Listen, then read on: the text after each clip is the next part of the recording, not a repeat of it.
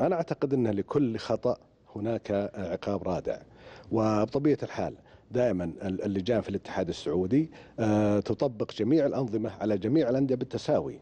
وأنا كما ذكرت سابقا أنه انتقاد الحكام هذا شيء طبيعي، لكن هناك التصرفات الغير منطقية سوف تقابل بردع من قبل اللجان ومن قبل حسب الأنظمة.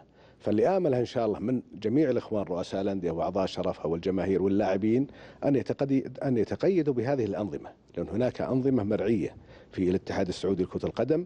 فأعتقد أنه يعني جميع ما يحدث اللجان سوف تتخذ إجراءاتها المعتادة، وأعتقد أنه هذا ليس يحدث في المملكة العربية السعودية إنما في جميع دول العالم. ولكن أحب أطمن جميع الجماهير الرياضية أنه جميع من خالف الأنظمة سوف يردع بعقوبات حسب الأنظمة والقوانين. هناك قانون ونظام سوف يطبق على الجميع بالتساوي. ال 153 نادي كلهم عندنا سواسية، سوف يطبق عليهم القانون حسب الأنظمة والقوانين.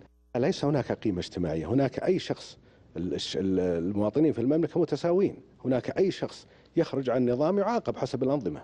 ليس هناك وضع اجتماعي وغير اجتماعي، أرجو أن هذا يفهمه الجميع، إنما تطبق الأنظمة على الجميع بالتساوي، لأن كلنا كأفراد شعب سعودي لنا جميع الحقوق وعلينا جميع الواجبات، فكلنا متساويين في جميع الأمور. فهذا ليس هناك شيء اسمه واجب اجتماعي وغير اجتماعي.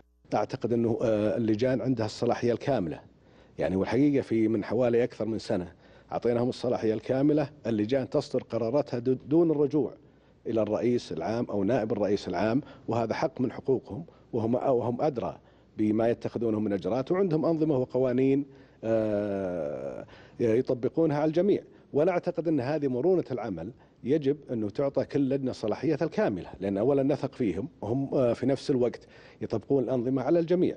فهذه تختص اللجان فقط وليس لنا أي سلطة عليها.